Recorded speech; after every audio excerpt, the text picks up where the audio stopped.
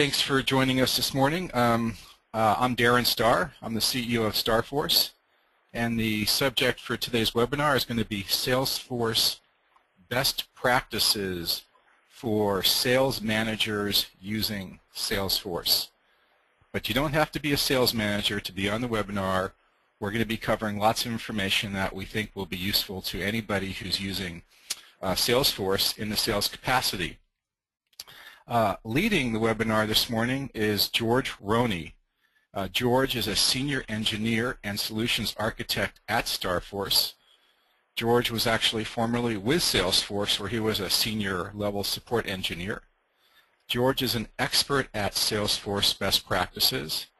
George has worked with Salesforce clients all across the world, from companies just starting up with a few licenses to some of the largest Salesforce users in the world.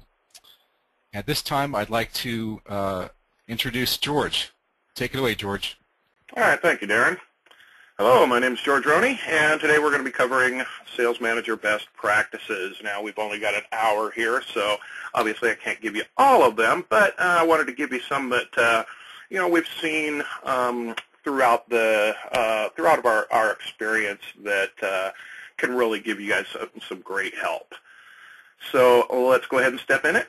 Today we're going to be covering utilizing Salesforce automation to increase efficiency, using reports and dashboards to make sure everyone is accountable, managing teams across different locations, and accurate visibility into the pipeline and forecasting.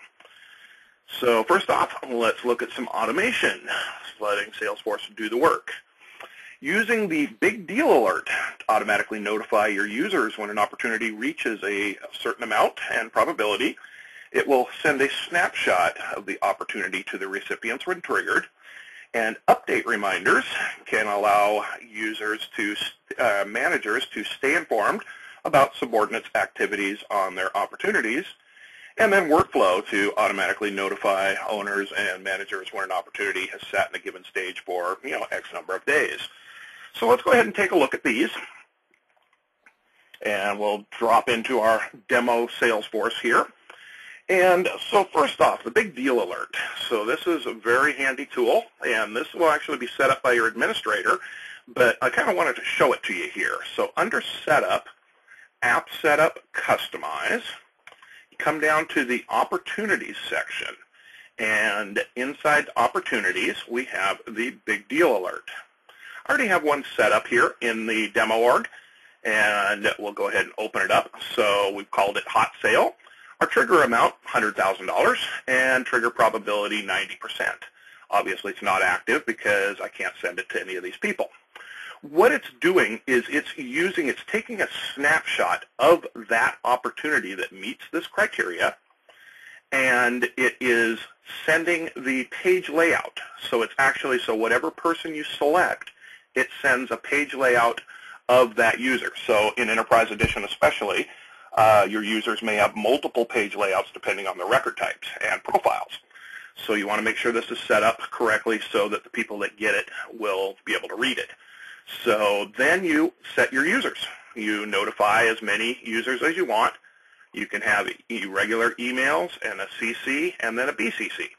So basically what that does is, like I said, as soon as your trigger probability and dollar amount have been hit, then it takes a snapshot of that actual opportunity, the detail page, and emails it to everybody. So that's a very handy tool for when you want to know when managers or maybe everybody, when you hit a certain value, certain percentage. So maybe it's trigger probability is 100% and dollar value is $1 million. So everybody knows they hit a really big opportunity when they hit it. Let everybody know about it. Very, very handy tool. You can only have one active at a time. So once you set it up, you can always come in and edit these at any time if you want to change them. The next one is the update reminders. And these are actually set up by each manager. As long as it's turned on with the update reminders, they're right in here under opportunities and update reminders right under the big deal alert. So what these are, when these are turned on, when they've been enabled by your administrator, then any user that has people reporting to them in the role hierarchy. So all of these people here have people reporting to them in the role hierarchy, and so they can then set up an update reminder. So if we go in and look at this one, basically what it does, you can have it set for who you want it to come from and who you want to CC, what your subject is, and it populates automatically what the most of the time people just leave this as is, but you can put whatever kind of message you want in here, and then you schedule the frequency. So when you want it to actually run, and then include how much opportunities to include. We can include past due open opportunities, and we can go with the current fiscal quarter or the current month. And then we can say what we want to see in it. The last login date, not updated in the last 30 days. This is not edited in the last 30 days. Doesn't count for activities. This is only not edited in the last 30 days. The open opportunity amount, maybe any total closed opportunities that were closed in either the current month or the current fiscal quarter. And then the number of open opportunities. You can take a preview of that, and then this is what you'll see. Some of you may already be getting it and not sure what it is. Other people may never have gotten one. So if you have people reporting to you in the role hierarchy, then this will show the direct reports. So for instance, if you have people reporting directly to you, then it'll show their open opportunities, their last login, their amounts, they're not updated. If those people have people reporting to them, they will not show up in it. So it's only the people directly reporting to you. And each user that has one of these, even though you don't actually have to go into the actual setup, each user can adjust their own if this is enabled. And if you have people reporting to you, you can go into my personal setup and email, and there is your own update reminder right there. And you can adjust your own update reminder to suit your needs. Do we have any questions on this? No questions yet. All right. So let's go ahead and move on. So the update reminders, like I said, you can have them set them out to yourself on a schedule. And so, you know, what happens when maybe we've got, say, an opportunity that's been sitting in a stage for maybe too long? Well, Salesforce does have what's called workflow, which is available for Enterprise Edition and above. And with workflow rules, we can actually set up an opportunity workflow so that, in fact, I already have one here. I've got qualified power sponsor stuck opportunity. So basically what's happening here with workflow and time-based triggers, we have a time-based trigger in here that says 7 days after the rule date, I'm going to send an email alert. So what's happening with a time-based trigger, you cannot use is changed as a criteria. So what we do is normally most people will have, say, 4 or 5 stages they really care about. The lower stages, we're not really too concerned about prospecting, but once you get up into the negotiation stages, into the 40, 50%, you may not want those opportunities to sit in those stages for very long. You will need to create a workflow, have a workflow created for each stage, and then you can use time-based workflow. So 7 days after the rule trigger date, I'm going to send this email alert. And this email alert sends to my opportunity owner and my account owner. I can also have it send to quite a bit of other people. I can have it sent to an email field on the opportunity. I can have it sent to a role, public groups, so I can have this email blasted to a public group or to a role. So it just depends on who you want to send that alert to. But it's a great way to stay up to date with any opportunities that might get stuck in a certain stage that you care about. Any questions on the opportunity workflow? We have no questions yet. All So right. just a quick reminder, if anybody has any questions, please use the questions pane in the GoToWebinar control panel. Thanks. All right, so let's go ahead and move on here. We've covered our 3 on this page and go into some more automation. Scheduling automated reports for stale opportunities. Opportunities have not been edited or had an activity in X number of days. Using lead assignment rules to ensure that new leads do not fall through your cracks. And using cross-filter reports. This is a new feature for Enterprise Edition. Just came out in spring 12. And allows for reports to be run on leads or opportunities without an open activity. This is a really handy tool. So let's kind of jump into that. And so my stuck opportunities, I get requests for this report quite often. So we'll go to our reports, and let's go to my best practices reports here. And there's my stale opportunities. So what I've done is we ran a filter on here where last activity is less than the last 14 days and the last modified date is less than the last 14 days.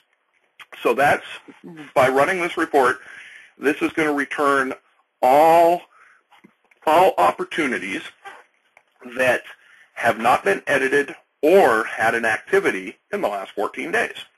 Very, very handy to see what kind of stuck opportunities you have, where you might need help at. This is just grouped by user, so these users each have, these users basically you do not want to be on, this report, because this means you've got some opportunities you haven't touched at all in the last 14 days. You may also want to, notice it's running open opportunities. You may also want to put a filter in here to limit it by stage. So, our opportunity stage, you may want to just keep an eye out on the higher end ones, or all of them. This is very handy. We see this quite often on this type of a report where managers don't know. They don't know what's been touched unless you go to your meeting and then you have to talk about each one. At a glance, you can see who has any opportunities that have not been touched, and you can change this to any number you like, as long as you keep it as the last end days or last months. I wouldn't want to go months unless you've got a really long sales cycle. Any question on this report? Yeah, George, the question is, are these features that you've been showing us just for enterprise users? Okay, no, not necessarily. If we backtrack just a little bit, the big deal alert and the update reminders are available for group edition and above. So anybody who's running group edition, professional edition, anything above can use the big deal alerts and can use the update reminders. Workflow is strictly enterprise edition or above. And as far as the reports, like this filtering here, yes, you can use this type of filtering. Last activity filters, these can be run in group edition and above. Group edition does not support advanced filters, so you would not be able to use an or statement there. It would have to be the and only. Professional edition can use the or statement. So yes, this report you can build in Professional Edition and Group Edition, as a matter of fact. Some people may only want last activity. I've seen some customers that don't really want to know about the modified. They just want the last activity. But most of my customers have requested that both of these be included so that they know that that opportunity has literally not been touched in at least that number of days. As we go on, I will explain some of the other features that we're using and what versions they are applied to. Any other questions? That was it. Okay. All right. So like I said, yeah, we've got our stale opportunities here, and right now I'm grouping by role, so I can group by I can summarize this any way I like. I can summarize it by the account name. I can summarize it by the opportunity owner instead of the role. I'm actually got the opportunity up here, even though the role's down here. So the owner up here, role down here. I can group by stage, whichever I want. And then if I wanted to drill down, I could easily go in and say, like my Denver sales rep, well, there's five opportunities here, so I can click into that and say drill down by and go through here to my opportunity owner and drill down and then show my details. And so there's my opportunities. You can even put like the next step field in here, and then you can see exactly what their next step was supposed to be and why it hasn't been done in 14 days. And it looks like we do have a question showing the various filters. Yes, so let's actually go back to this, and there's our stale opportunities. And so when we customize, this is last activity, less than 14 days. We edit that. And last modified, less than 14 days. And the nice thing about the new report builder that I really like is I can grab right off here on the left, I can grab my field. I want to filter on it, so let's cancel this and grab my stage and just drag it up here and drop it. Instead of having to go up here and click Add Filter and then look for it, I just drag and drop right up here into my filter. And now I only want to see my higher up stage. I don't care about the qualified suspect. I only want to see these stages only. So now I did an OR statement of the stages, which are basically separated by commas. And so now I'm only seeing my higher end that haven't been modified in the last 14 days. All right. Any questions before we move on to our other subjects? Yeah, George, we've got a couple of questions here. First one is, do stale opportunities drill down to the detail level? I believe that's what I just covered. If we go back to the report, and I'll go ahead and run this because I didn't save it. So yes, so basically we're looking at, we can just show details right here. Technically there should not be too many. If there are, then you may want to check your sales processes. So you can either open it up and you can have whatever fields you want in here just by dragging and dropping a field from the left and putting it into the headers. And you can also use the drill downs to drill into any level that you like. Any other questions? That was it. Thank you. Okay. All right, so next one is lead assignment rules. And actually, while I'm in the reports, let's do the cross-filter report first. I should have actually moved those around. But the cross-filter report, this is for Enterprise Edition only. And what it does is it allows to, kind of like your custom report type where you can report with or without, and which doesn't really work all that well because if you do with or without, it'll still show the people with, even though you want to see the ones without. Whereas this type of a cross-filter report, the new feature that just came out in this release for Enterprise Edition, actually does what it says it's going to do. So what I've got here in my filtering, lead status equals open, contacted, or working, and leads without activities where closed equals false. So what that does is it's telling me that every one of these leads that I've got here by the lead owner does not have an open activity on it. It means there's no set task to follow up in any sort of way. If we go to pop into a lead here, and we see the open activities, 0. So if I were to put an activity on this, I put a new task on, then Mason Williams here will go away. So we'll just go ahead and do a call and set it for tomorrow. And I'm all good to go, but I don't want my reminder. Save it. Go back to my report. There's Mason Williams right here. And if we run my report now,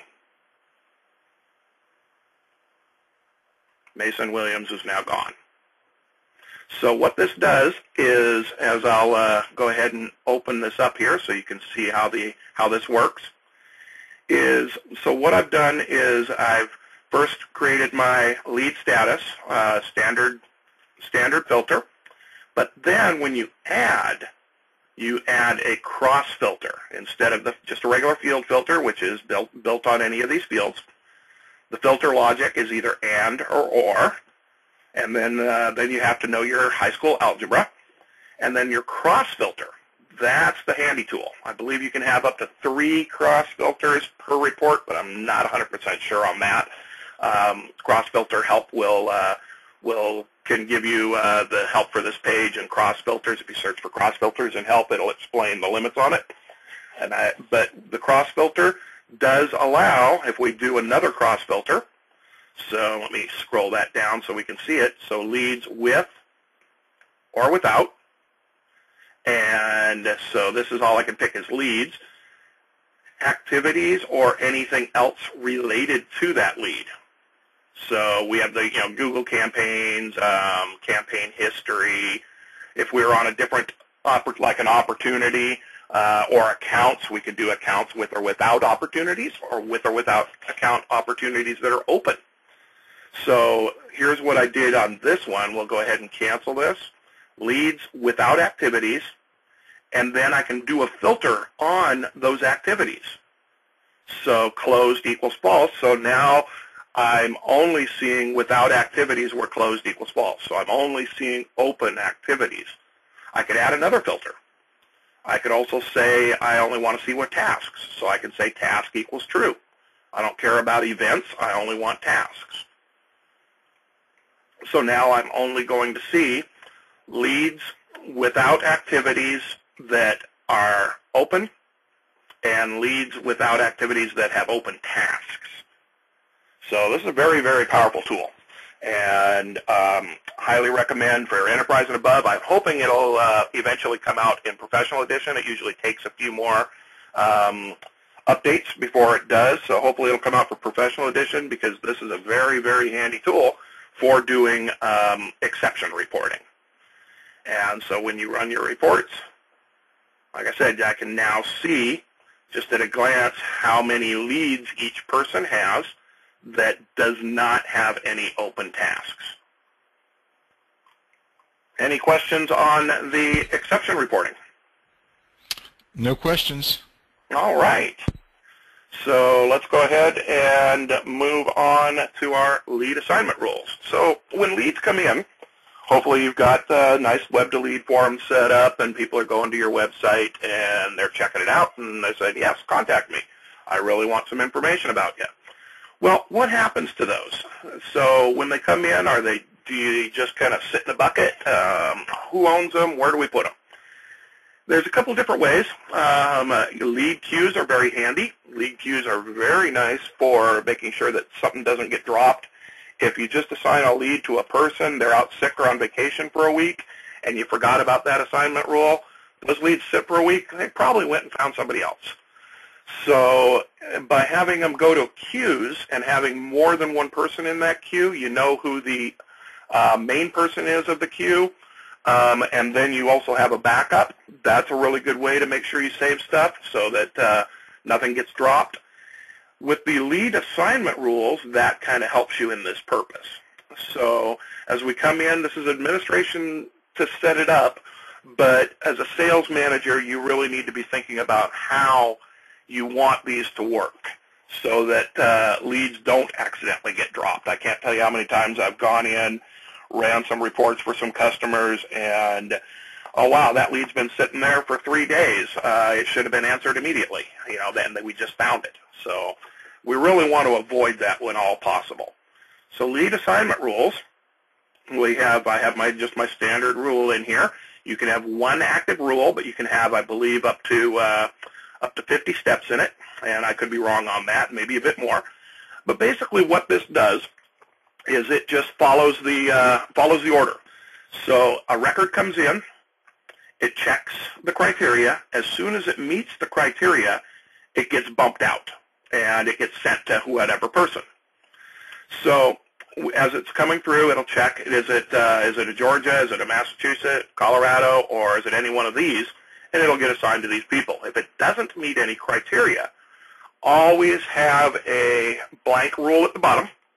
So if it falls all the way down and it doesn't get kicked out, at the bottom, no criteria, so then it'll end up going to my partner queue, and my partners will then get notified that they have a lead available.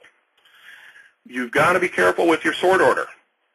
A good instance would be if lead equals open and state equals Georgia. If we had that at number 1, so we added lead equals open and state equals Georgia at number 1, or at number 2, I'm sorry. If we added at number 2 and had number 1 just lead equals open, let's go ahead and do that real quick to show you. So status equals open,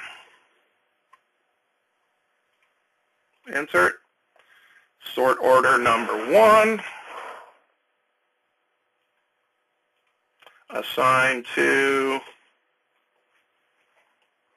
now let's give it to Eric, and save. So what this did is it just moved all my rules down by 1. And now what's going to happen is all my leads are going to come in as open. So even if I had these open and, so even when we take number 2 and edit it, and we give it an and in here of open,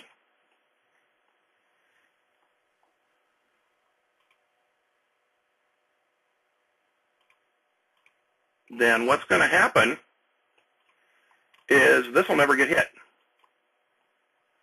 So it always goes in the sort order.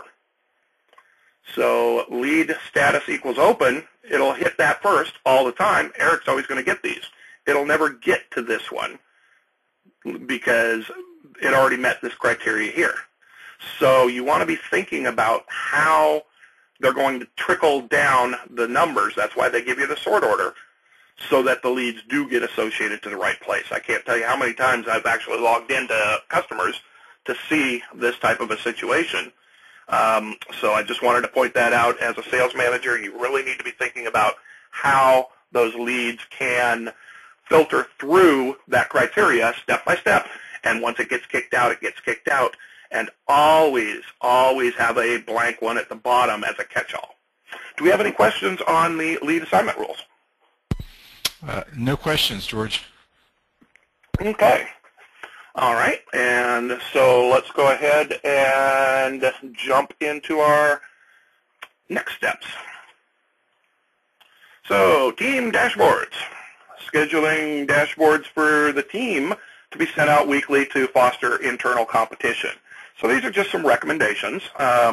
Individual reps pipeline for the next 30 days or quarter, individual sales against quota, individual activities completed, stale opportunities by owner or role, individual win-loss ratio, and maybe number of open opportunities by rep. That's actually a very good one. Representatives that we've noticed that if you have a lot of opportunities, you know, your attention may not be able to be focused on all of those. So as a sales manager, you want to be thinking about what is a good number, a realistic number of opportunities, open opportunities for a rep to have. Is it 20 or is it 5? How much time is involved on each one? So that's something that you really want to be watching when your representatives are working these opportunities. And the more they get overworked, and the better chance you have of possibly losing one. So let's go ahead and look at some of these. As we go back to my reports tab, we have a company win-loss ratio, and this can be set for users as well. What I've done is set this up as just all time, so this is basically all closed opportunities. for all time. Now, granted, you would want to use a time frame in here, but since this is a demo org, I don't really have a time frame. But so I've grouped this by won and lost. So basically, if we show details here, we see we're summarizing by the won checkbox, and which is a standard field in Salesforce. Whenever a opportunity is marked closed won in your stages, then you signify that it's a won record. And so then I actually ran a chart to just show the 1 equals false versus 1 equals true. So right now, my demo org is running an 83% win-loss ratio. That's pretty good. Probably better than most.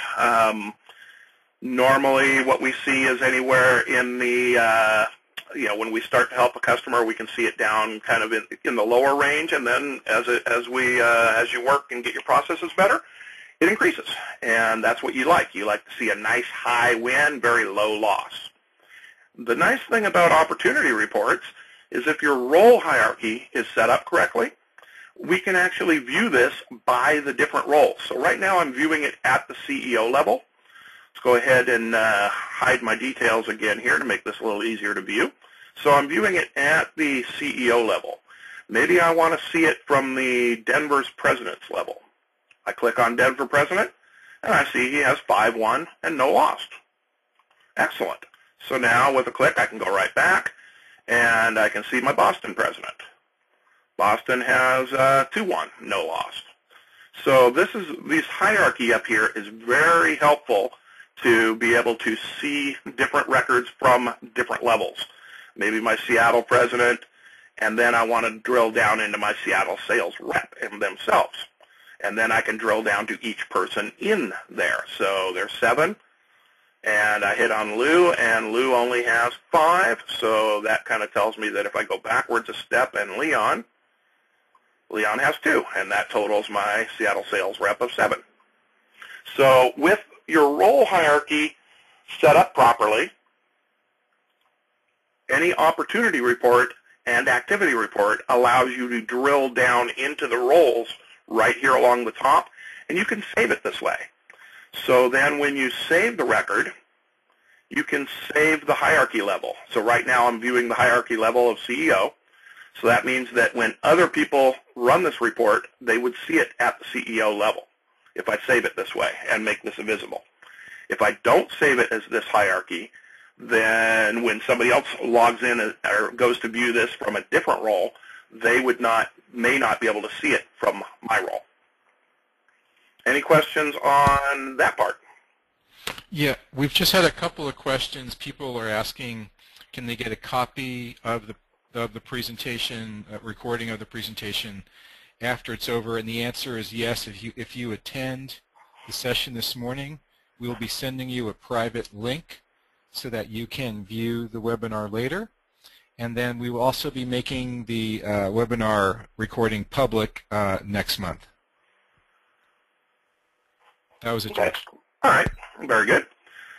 So that's your company win-loss ratio. And like I said, that was set up actually by company. So, you can also have it set up for individual users very, very easily. So see, we're seeing all opportunities.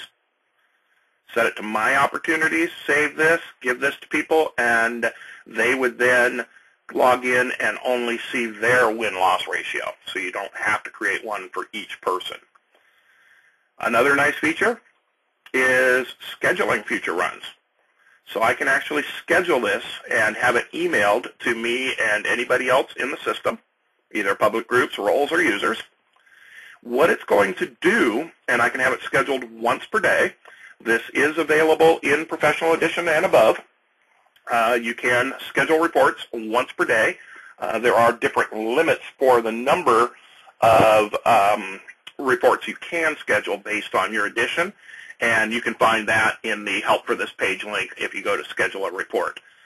To schedule a report, it's the little drop-down right next to Run Report. And if you don't have that, you don't have any opportunity. You don't have any report schedules available anymore. So when you do schedule the report to run, though, it only sends out the information below. So it would actually only send out this information here exactly like it is. It would not, it's formatted just as it is, so if I show details, it would send my details out. It will not send the chart. So when you do schedule a report, it will only send the details, not the chart. That has to be done through a scheduled dashboard, and the scheduled dashboard are only available in Enterprise Edition and above. All right, so that was the win-loss ratio, and like I said, you can set it up for each user. Do we have a question, Darren? No questions. All right. All right, so we also have a open activities. So here's my open activities by role, same type of thing.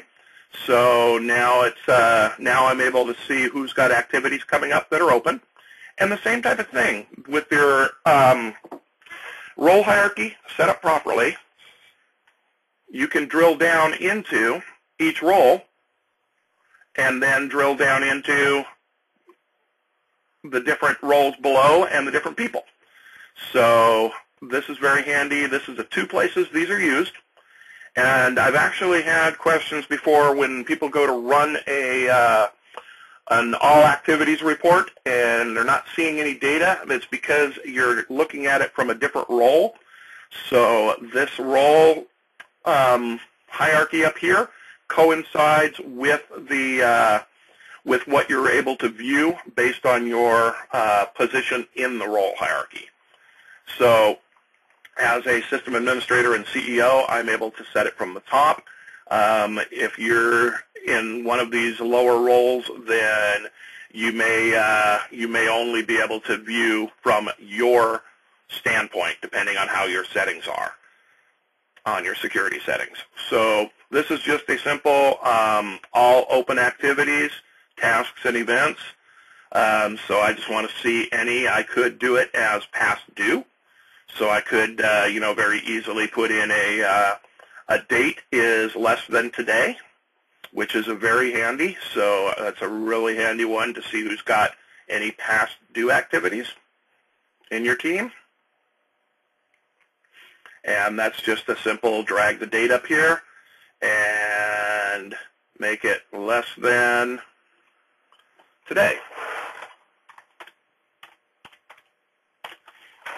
I've always been in the habit of using capital letters when I do criteria. I have noticed that you no longer have to, but it's just force of habit for me. So now when I run it, it's showing all dates less than today. So these are now, I can call this my past due activities report. Very handy for a sales manager to stay on top and see exactly how your reps are doing. Any questions on the activities or the opportunities and using your hierarchy breadcrumbs?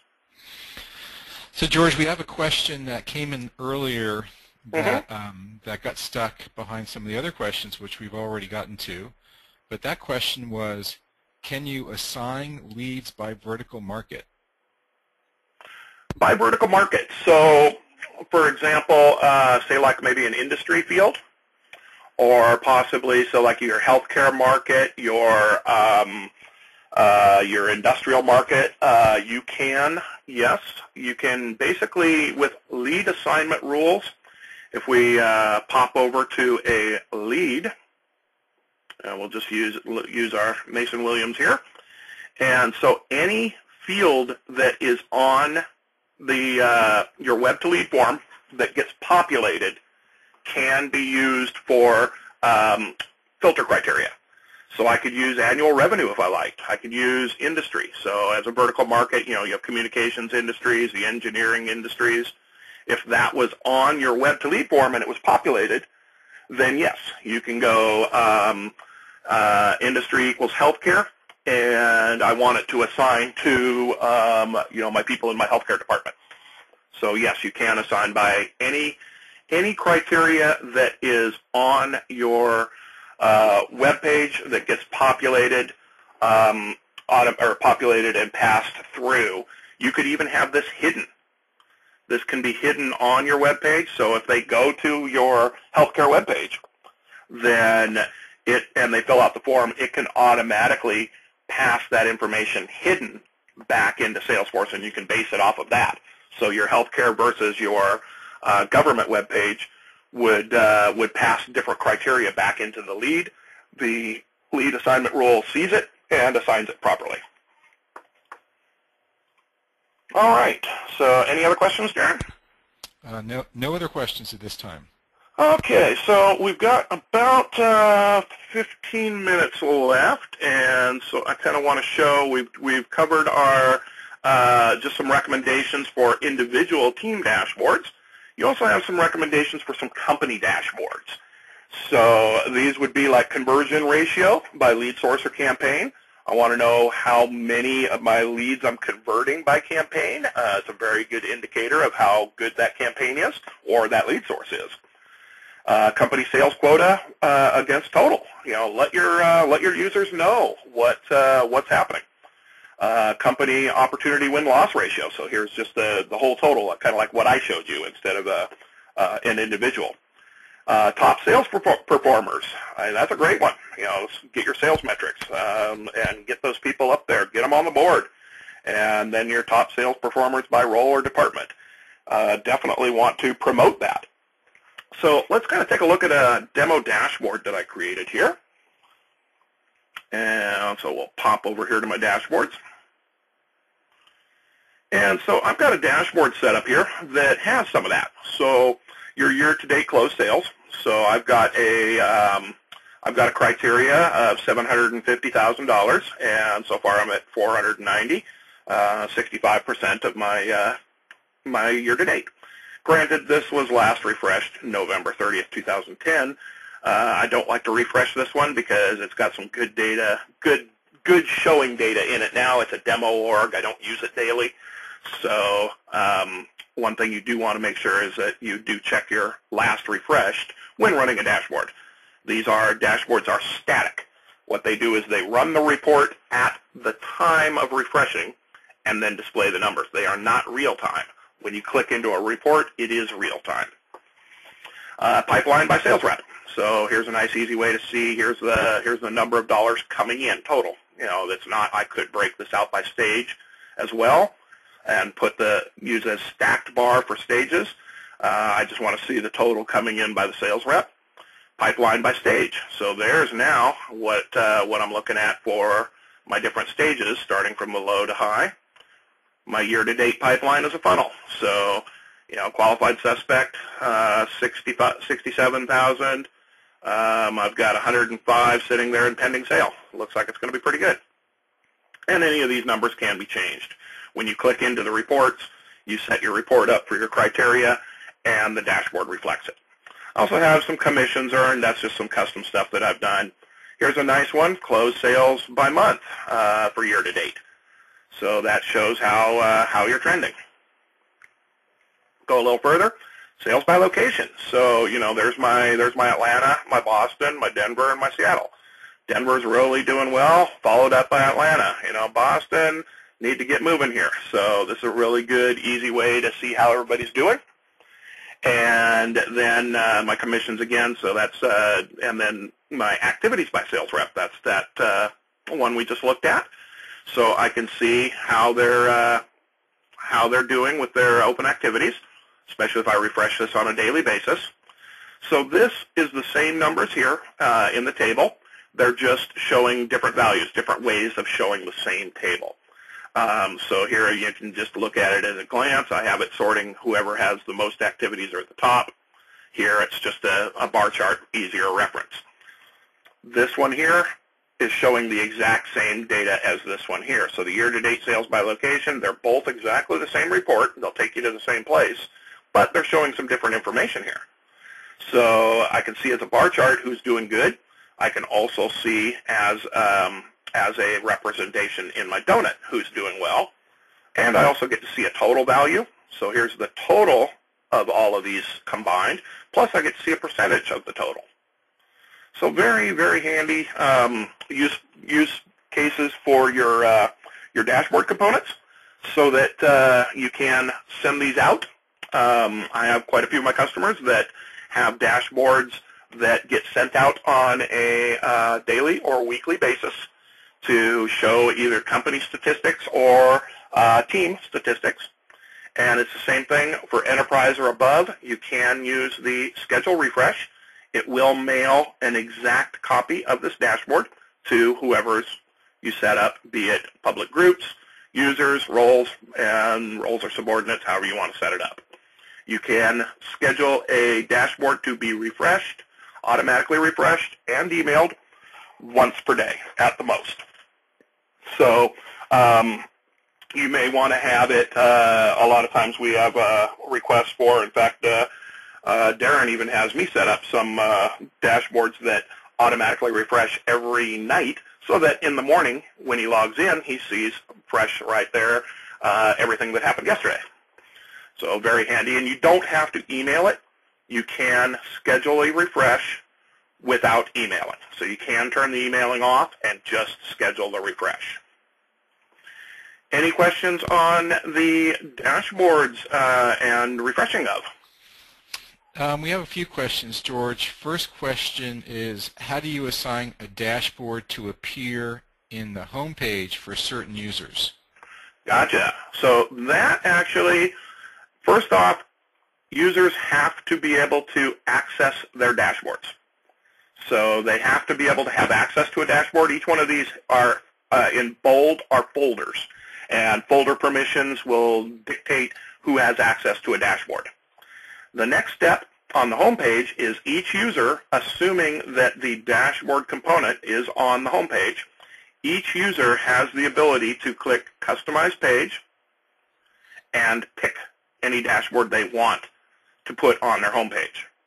And what happens when they pick that dashboard is the top 3 components of that dashboard will show up on their home page. So if we go back to our dashboard,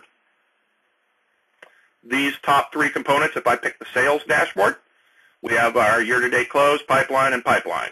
Back on the home page, I believe I have the same. Exactly.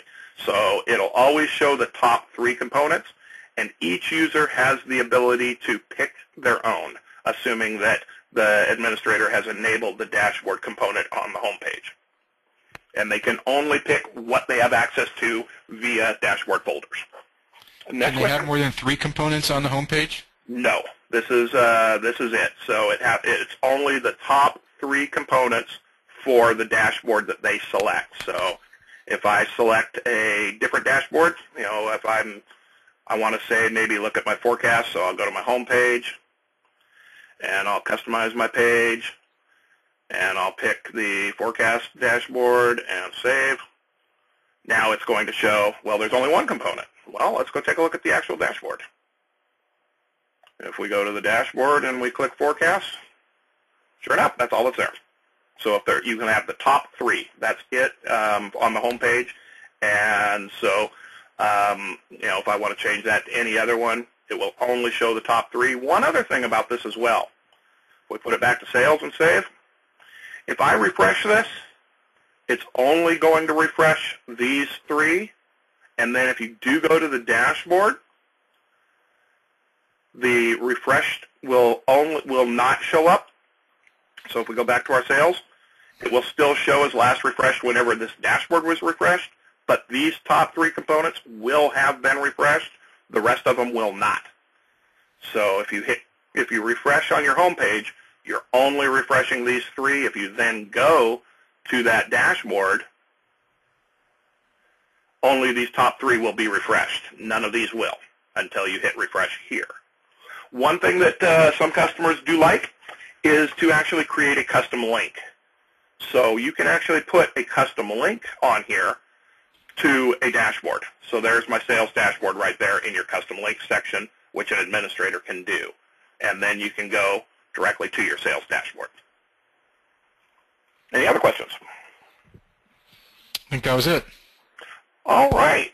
Well, we're coming up on 9 o'clock here, so I want to cover role hierarchy really quick. This is just for to let you know it's extremely important your role hierarchy is set up properly for the following to work. Your forecasting, your opportunity hierarchy reporting, which I showed you, your activity reporting, and your list views, and your opportunity update reminders. Your role hierarchy has to be set up properly or none of these will work. One last thing I do want to show you is the activity reporting, or activity list views. So on the home page, you can go underneath your calendar to your activity list views. Your teams, what this is when you select either My Delegated are activities that you've assigned to people, and so you can actually check that, and then you would definitely want to have a filter in here of closed equals false. Whereas on the My Team, it's different, or I'm sorry, closed equals false, so that's open delegated activities. My Team's activities, this is different than a My Team's opportunities or My Team's cases or My Team's accounts. My Team's activities is directly related to the role hierarchy. These are the people that report to you. This is not who's on your case team or who's on your account team. This is people that report to you. So I just wanted to point that out for you. All right. What we covered today, workflow and assignment rules, creating and scheduling reports and dashboards, filtering opportunity and activity reports by roles, and staying on top of your leads and opportunities so nothing gets dropped. And George, we had one question. Looks like we're going to have time for it. We had a request if you could show how you created the report called Closed Sales by Month. Closed sales by month, yes. Let me pop that back over here. Let's go find it. And the easiest way to find that is right from the dashboard. And let's see, that was closed sales by month year to date. Click into it, takes me right to the report. And the report shows no results. Because I'm using the current calendar year. Let's kill that and we'll just make it all.